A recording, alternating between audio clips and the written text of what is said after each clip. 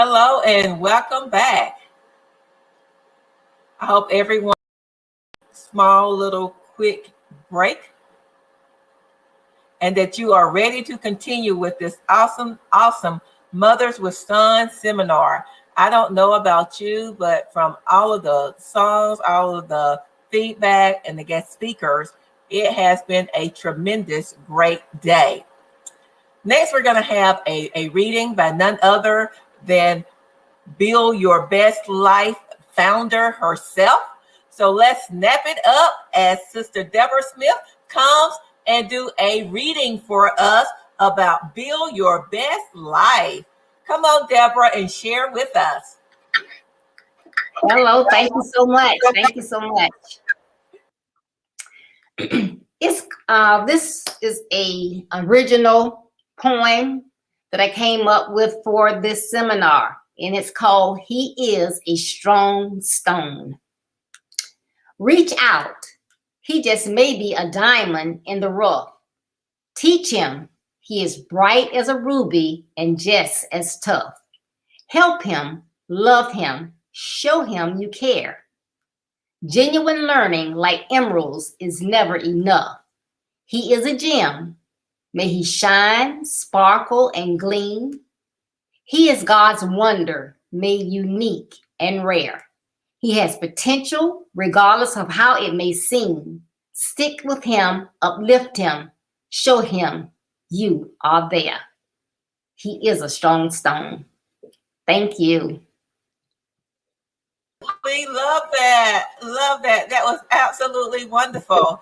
I think that you should place that in my autographed book that I'll be receiving. A copy of that wonderful poem in my autographed book that I will be receiving. And I know you had Chris and Jermaine both in mind when you carved those words of He is a strong stone. That was absolutely wonderful. Wonderful. I cannot wait to share that with my son if he's not tuned in. So I hope he is tuned in. And original, you are just a deal of so many gifts and talents. That was He is a Strong Stone. Thank you so much, Miss Deborah. I am so excited about our next speaker. When I saw her name, Anastasia, I love that name, Anastasia. And we are just coming out of the Easter season, and Anastasia means resurrection. So I love your name, Anastasia, and I'm so excited about what you will be sharing with us today. Anastasia Smith was influenced by her mother's love for teaching and her experience as a middle child. She has dedicated her life to a career in education. She is the mother of two. She's a student at the University of West Indies, a mentor for youth empowerment program, and a strong believer. And I love this, Anastasia, a strong believer that in order to be heard, you must speak. In order to be heard, you must speak. And it is her belief that led her to joining the Toastmaster International. I like the Toastmaster International as well. She has many pursuits in the making because she is so young, gifted, and talented. I would like to leave you with this. Anastasia says that her goal is first to live a life that is pleasing to God in thought, word, and action. Y'all, that means that she is walking by the Spirit. So we know that we're going to be blessed because she has been covered in the blood. Next, she stated that she would like to leave a positive impact on the next generation. That leads us into legacy. She wants to leave an impact on the next generation. That tells us that she is living her life right now on purpose, because you can't leave a legacy or impact if you're not living your life on purpose. So our thought-provoking question to you is, what are you doing? And how will you be remembered? with your legacy. So let's lend our ears and learn how we can make a difference in the lives of young people. Welcome, Anastasia Smith. We are so happy to have you, and we're so excited about what you will be sharing with us this hour. Welcome, Ms. Smith. Hi. Thank you so much for that introduction, Miss Anita. I just love your energy today. It is awesome. And how are you?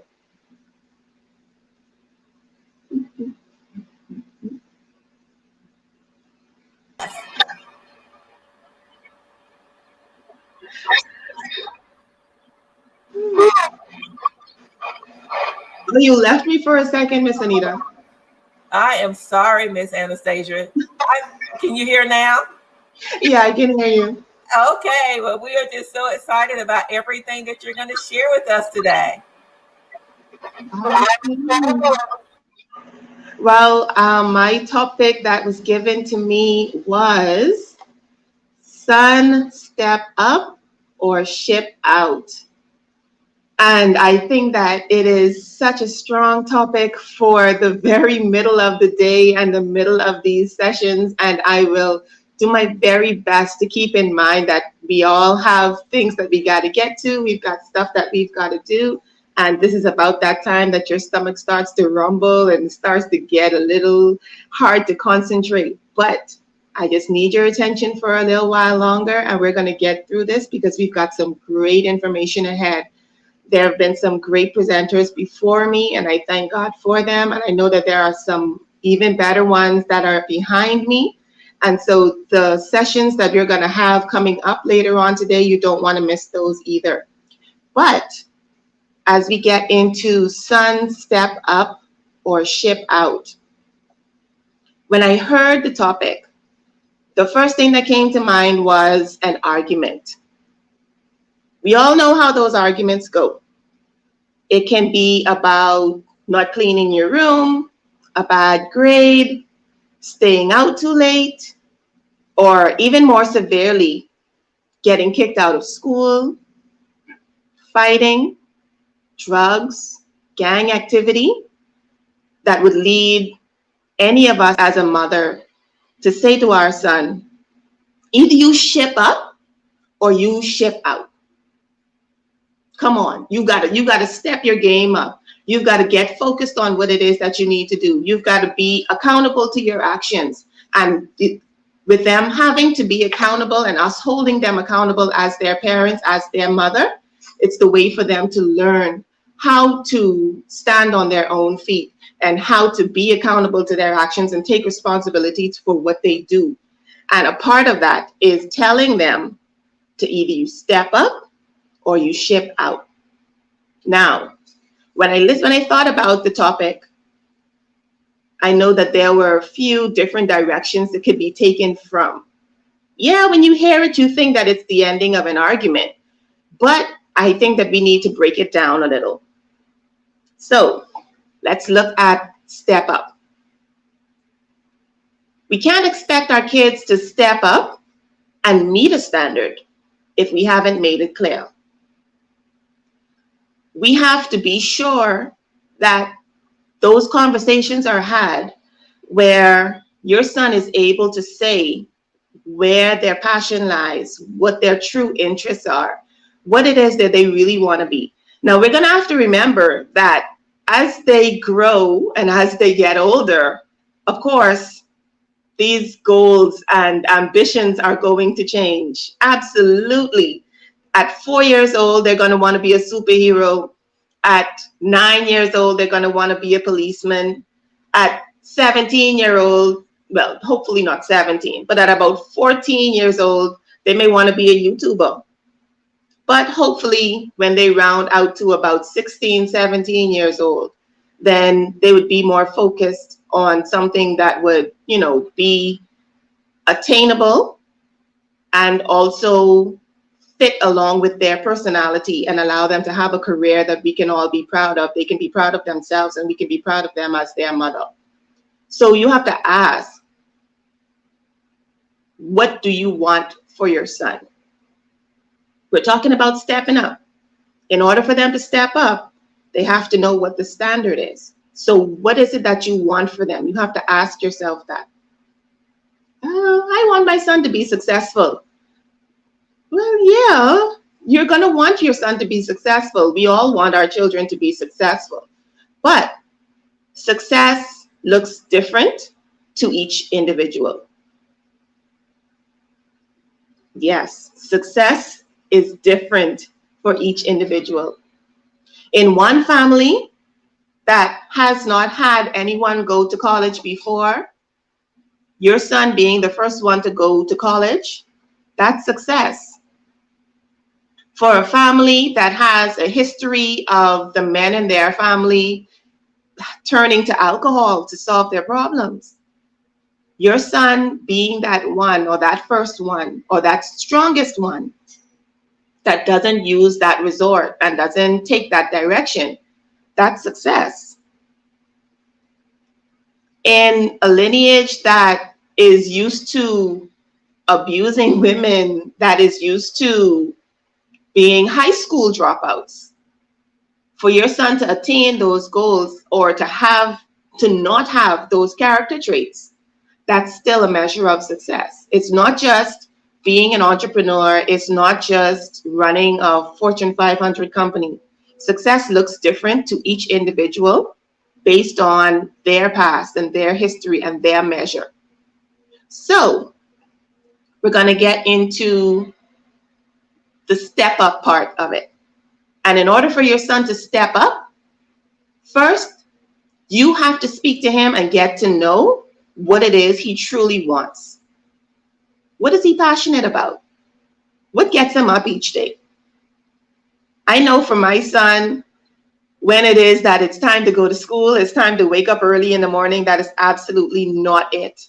Absolutely not it. He's never ready to go to school. He's never the first one up in the house. But when it was time for him to go to a baseball game, he was up and ready. If I was the one that was having a hard week from Monday to Friday and he knew he had a game at 9 a.m. on Saturday, his coach said that he has to be there at least half an hour before a game starts, he's up and he's in my room after 7 a.m. And that's on a Saturday. The reason for that is it was his passion. It was something that he wanted to do. It was a place that he wanted to be. And so the first thing in stepping up is that we have to find out what it is that our son is passionate about. What is it that he truly wants to do? Where is it that he actually wants to go? Because it can't be what you want for him that is going to overshadow and overpower what it is that he wants for himself. In the end of that, he's only going to be a miserable person. And that's definitely not what we want for them. So after you've already had that conversation and you guys have determined where it is that you want to go, and remember, you got to keep in mind, this goal may change or it may shift into another direction, but it starts with a conversation. The next step after that would be to devise a realistic plan. Write the vision. Make the steps plain. You have to, I know that a lot of people are advocates of vision boards. I am also. They are great. They not only put things in words where you're gonna have to read it continually or anything like that. It puts that picture in your head. It gives you the color of that car that you want. It gives you the setup of the furniture in that house that you want to buy. And so vision boards, they provide a connection to what the goal is. And so you need to plan and plot out those steps. And you're not only going to say, okay, he wants to be an entrepreneur. This is what he wants to do. He wants to open a pet store. Okay, that's the end goal. What are the steps to opening that pet store? You're going to have to look into what type of pets it is that you're going to sell. You have to look into the area of where it is this pet store is going to be. You don't want it to be in a heavily saturated area already. You're going to have to look into where you're going to source these animals from. You're going to have to look into licensing and all of these type of things. And at 13, 14, 17, it's a heavy conversation to have, but it's something that you want to put in their hearing. You cannot give them this idea because it is a microwave generation. They believe that everything is supposed to be at their hand and just at the drop of a hat. And if it doesn't happen quickly, it's not going to happen at all. No, not everything is going to happen quickly. And they need to know from the beginning that there are steps to be taken and there are things to be done in order for you to reach this goal.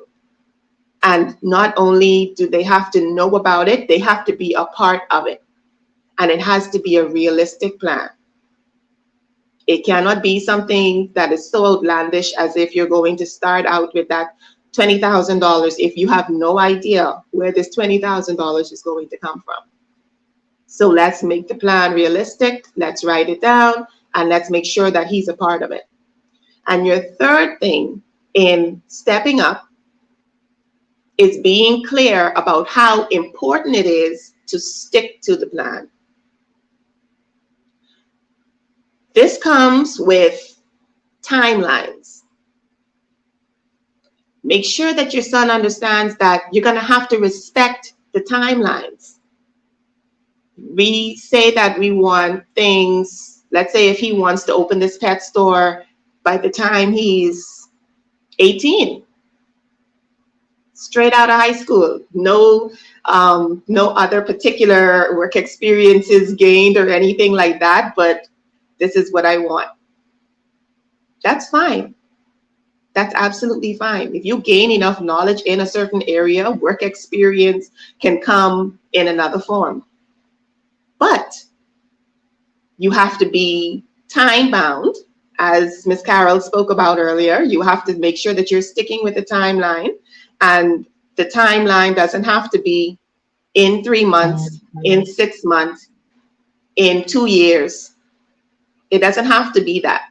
But you can also put it as when each step is accomplished. Okay, when it is that I am done with this particular course that's going to teach me about animal care and it's going to teach me about animal habitats. When I'm done with this course, then my next step is to either take another course or to get me an animal that I'm going to practice on, and I'm going to start putting this knowledge that I've gained into action. It can be a time-bound goal or time-bound steps based in a 3 month, 6 month, 1 year, 5 year plan, or it can be based on the achievement of each goal after each step is taken. But you have to keep in mind that, okay, there's still an end result that I'm trying to get to, and there's still a timeline that I'm trying to get to that result. So you have to make sure that they understand how important it is not to become lazy about it, not to become distracted easily, to understand that, you know what, yeah, there are other things that you can be doing in this moment and in this time, but if it is that you want to get to this goal, and if it is that you truly want to attain it, you're going to have to put some things aside. Not saying you can't live your life, you can't have any fun, but you got to stay focused. And you have to remember that what you want to achieve in the end is more important than a concert here or a party there. So that was step up. You've got to talk to them and let them tell you what they're truly passionate about and understand what their goal really is with them being involved in that process. You got to sit with them and devise a realistic plan, something that they can actually go through, that can actually happen so that they're not discouraged along the way. And you've got to be clear about how important it is to stick to this plan. Now, let's move into the ship out part of it. Now, this part sounds dramatic. I know it sounds painful. And for the parent, for a mom, you brought them into the world, and in any way, shape, or form that they're not with you, it's painful. I know. But sometimes that tough love is the best love to get the message across and to get them to become the people that they need to be in order for them to be able to carry on in this life without you. Because the natural order is for us to leave them behind and for them to be on this earth to carry on, and they have the lessons in life that we've left with them to take along with them. And sometimes those lessons are learned hard. And so there may come a time that you're going to have to say, you know what?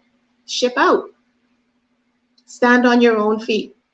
You don't want to listen to the rules of this house, then create some rules of your own somewhere else. You don't want to go along with what it is that's happening here. You don't feel like this is where you want to be. This is the life that you want to live. You don't want to be a part of this circle, then create your own circle. And it doesn't mean that you don't love them. It doesn't mean that, oh, there's no hope for them, they're done, and that is it, the world is over. That's not what it means.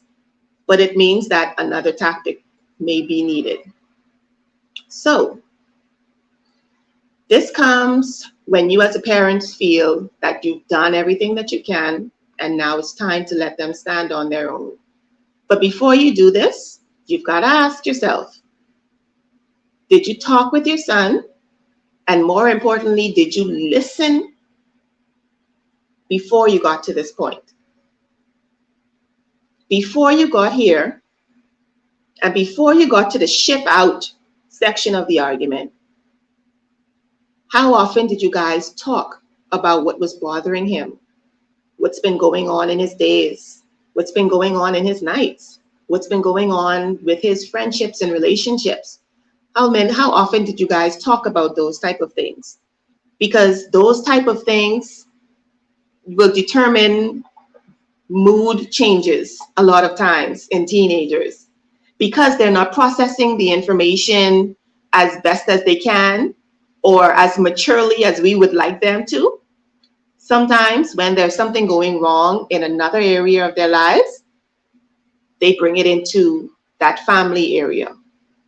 And so they're acting out and they are just trying to destroy everything from your point of view. But from their point of view, they just don't know how to deal with what it is that's going on with them. And so it's just their mind is clouded. Their vision isn't clear. And so when it is that you start to see those changes in behavior, did you talk to him? Did you ask him about it? How often did you guys talk? That's something that you're going to have to think about and ask yourself before you get to that ship out part of the conversation. Next, did you allow a mentor or a spiritual leader to talk to him? I know that sometimes your child, even though you live with them, you brought them here, you've taken care of them in the very best way that you possibly could, they may not feel that they can open up to you, or the subject of their problem may be something that they don't feel that you would understand. Allow a mentor to help. Allow a spiritual leader to talk to them. Allow their father figure to talk to them, whether it is their biological father, stepfather, uncle, whomever, but that father figure. Allow them to speak to them, but make sure that it's somebody that is going to lead them in a positive direction. If they're not willing to take it from you, you don't want them to take it from their friends, because their friends are talking to them from the same 14-year-old point of view, and they have not lived enough life to be giving advice and doling out information on things that they do not yet understand. So if it's not you that would be speaking to them, make sure that they have a mentor, spiritual leader, father figure that they're able to speak to before we get to that ship out part. But if your answer to those questions is yes, I've done what I can, I've taken him to counseling, we attend church regularly, and the youth pastor has already spoken to him, his dad has already taken on the task and he's going crazy with it, you've done everything that you feel that you can do, then guess what? I understand that. But sometimes it's the experience of hardship that will teach them to be strong and to stand on their own 2 feet without the safety net of mom to catch them if they fall. But guess what? When it is that you do get to that point where you say ship out, there's 3 things that you still need to make clear when you do that. And one is, I am here for you. You need to reassure your son that, listen, you can't live here, but wherever it is that you're at, I will bring you some food. I will make sure that you have access to a phone. I will make, you can, I'll make sure that you have clean clothes. Whatever it is that you need from me, you can ask me for, because I'm still your mother. Regardless of where you reside, whatever roof it is that you are under, I am still your mom. And you can still come to me. I am here for you. And that is important for a young man to know that, okay, yeah, I may have said some stuff to my mom. I may have made her cry more than once, more than twice. I may have made her cry. I may have disappointed her. I may not have been the son that she tried to raise me to be. But at the end of it all, she's still here for me. Because if it is that they feel like there's nobody there for them, that's when those dark thoughts and those truly dark feelings can start to develop. And that's not what we want for them. As long as there is life, there is hope. As long as there is life, there is a chance. And so we don't want them to get to a dark or sunken place where they feel like nobody is there for them. They need to know that you are always there, no matter what. The second thing that you want them to know is that you can come back. The rules will remain. This house is still the same house that you left away from and felt like you couldn't stand it here anymore, and this is not where you want to be, and what I'm asking is not what you want to do. It's still the same house. It's still the same place. So if you are coming back here, this is what you're coming back to. But the door is still open to you. So at what point it is in your life that you come around and you think and feel that I'm ready to follow those rules. I'm ready to get back on the path. I'm ready to go along with and try to execute the vision and the plans and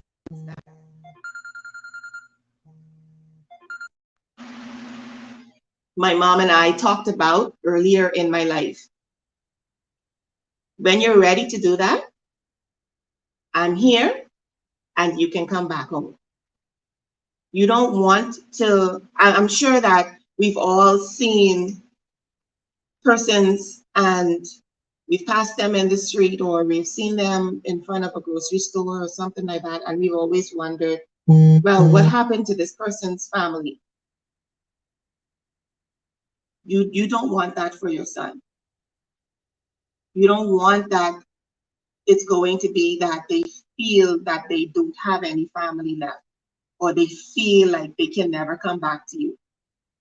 No judgment, no consequence. But if you're ready to conform to the rules of this house, get back on track, do what it takes to become a successful member of society, I am here for you, and you can come here to do that. This is sanctuary. Your home is supposed to be sanctuary. And 3, that I love you. Yeah, I am entirely guilty of thinking that I am this kid's mom. They should know that I love them. Like, that's automatic. Oh, with everything that I do for you, that should tell you that I love you. No. I cannot tell you how many times my son has actually said to me, Oh, you do it because you're my mom. You do it because you're supposed to take care of me. A lot of times they actually think and believe that the things that we do or the things that we say when we tell them that, oh, you look good, you know, you handsome, you a pie, oh, you look nice with that haircut, I love this outfit on you.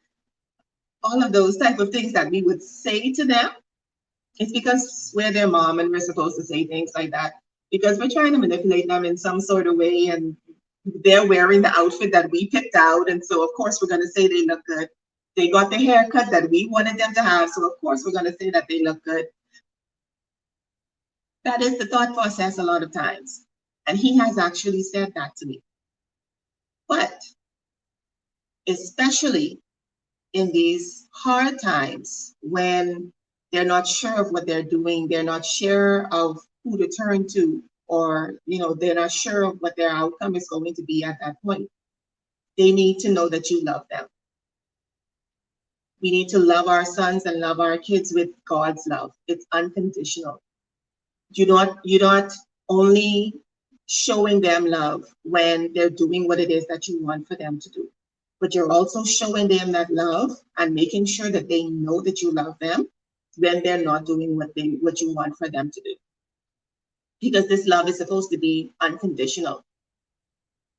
It's not based on the terms of if you're getting a 3-point or if you're getting high grades in school. That's not what determines if I love you. If your room is clean and if the teachers aren't calling me and telling me that you're missing assignments, that's not what determines if I love you. If you throw out the garbage without me having to ask you, that is not what determines if I love you. That's mother-son love, father-daughter love, parent-to-child love is supposed to be reflective of God's love, which makes it unconditional. You do not get to pick and choose when it is that you love him. And he needs to know that that love is always, even if you're not happy with exactly what's going on right then, it's still, that love is still there. So we are on the ship out part.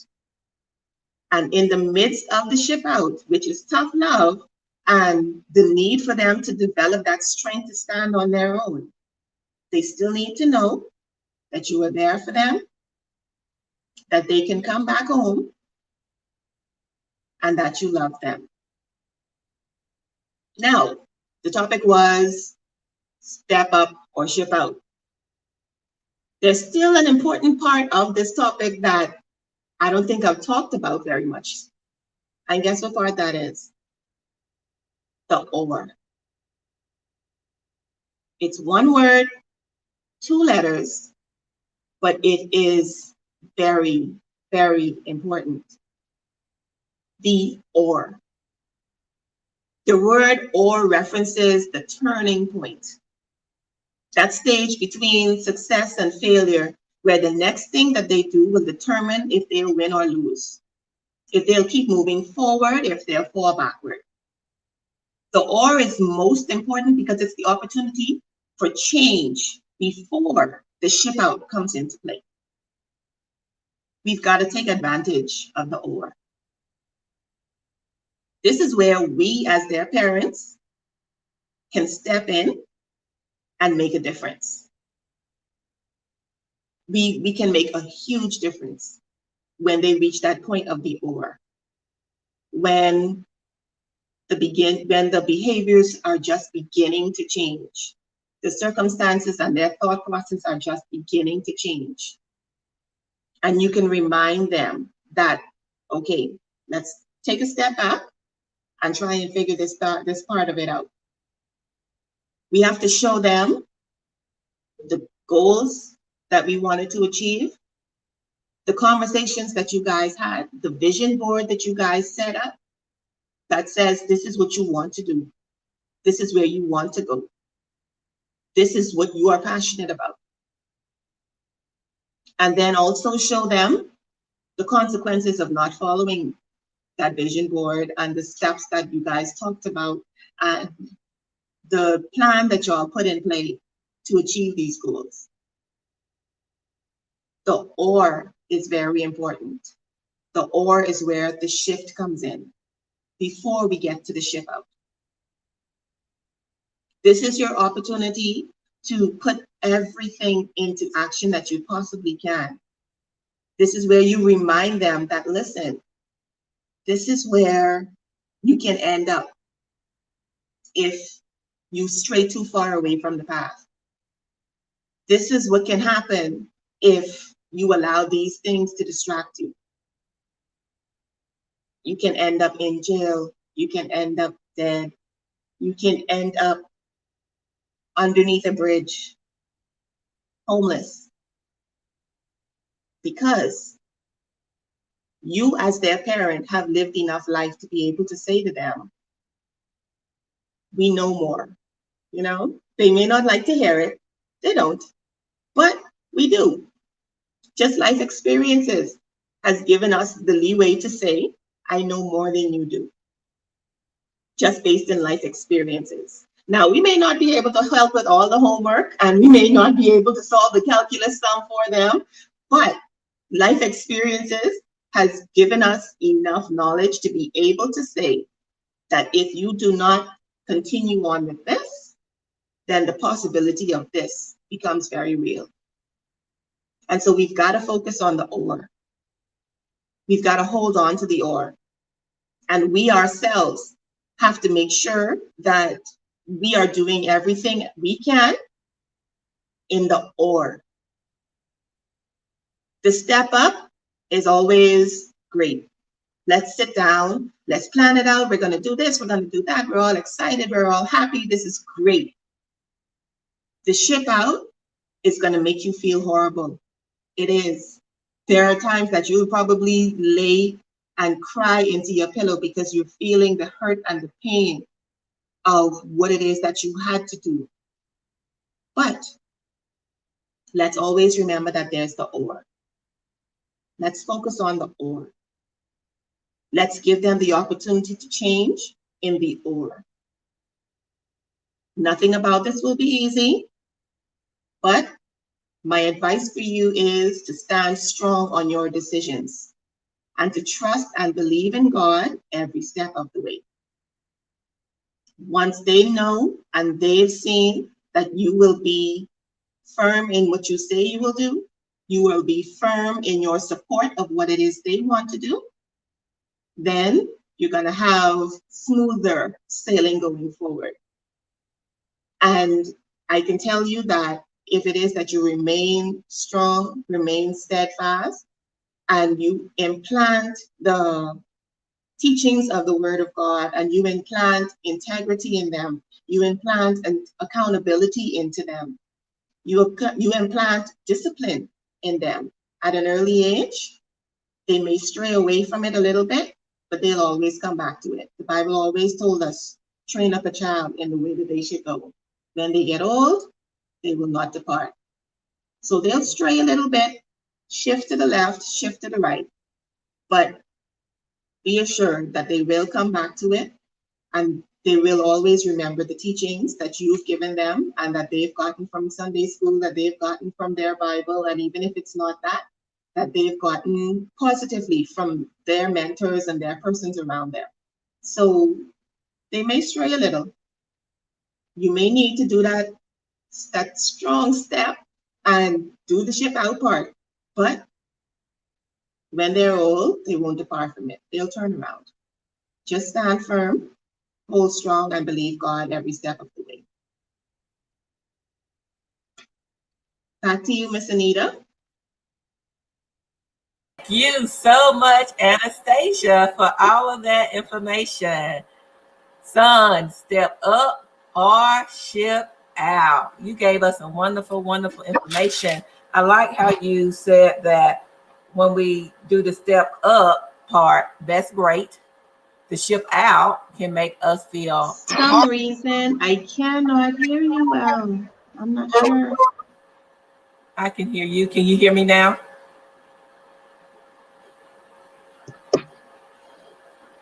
Okay. How about now? I can hear you just a little, just barely. Go ahead. Okay, but we can hear you clearly, and that's the most important thing because your words were so absolutely wonderful.